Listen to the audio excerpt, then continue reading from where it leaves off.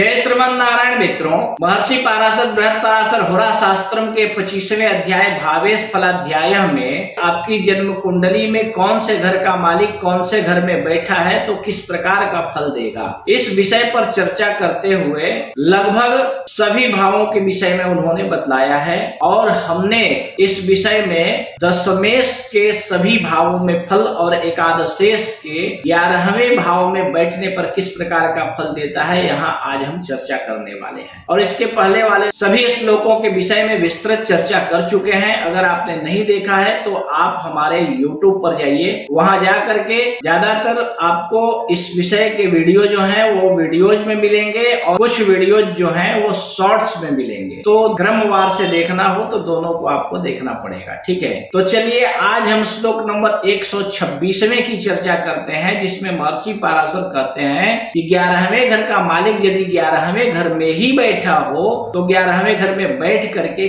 कैसा फल देता है, ठीक है। तो महर्षि पाराशर कहते हैं कि लाभे से लाभ भावस्थे लाभः सर्वेषु कर्मसु पांडित्यम च सुखम तस्य वर्धते च दिने दिने। कहते हैं कि यदि लाभेश लाभ भाव में ही बैठा हो तो ऐसा जातक एक दिन भी खाली नहीं रहता, अर्थात कोई ऐसा दिन ना गुजरे जिस दिन उसके पास धन न आवे, ठीक है। धन लाभो दिने दिने और लाभ सर्वेषु कर्मसु। कहते हैं कि कोई भी काम करे मिट्टी छुए तो सोना हो जाता है, ठीक है। और ऐसा केवल ग्रहों के अपने स्वराशिष्ट होने की वजह से ही नहीं, बल्कि राहु केतु भी यदि 11वें घर में बैठ जाए तो ये योग बनाते हैं, ठीक है। और यहाँ पे अगर कोई दशमेश या नवमेश बैठ जाए साथ में तो फिर संपूर्ण राजयोग अतुलनीय धन का स्वामी हो जाता है। तो आपकी जन्म कुंडली में यदि 11वें घर का मालिक 11वें घर में ही बैठा हो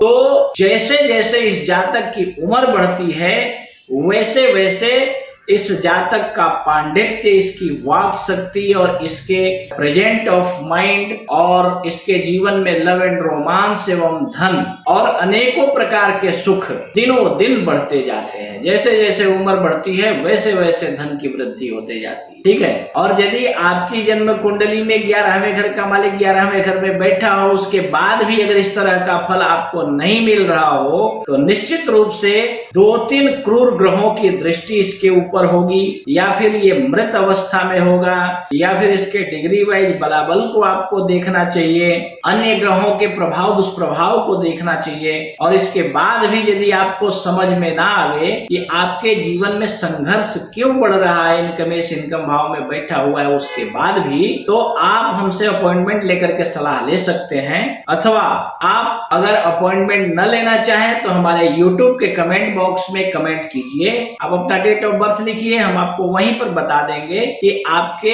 कुंडली में किस तरह की समस्या है और वो समस्या का समाधान कैसे हो पाएगा। ये हम विस्तृत आपको वहीं पे बतला देंगे। आप निश्चिंत रहिए, हमारे जीवन का एक ही उद्देश्य है, मानवता की खुशी, ठीक है। जय श्रीमन।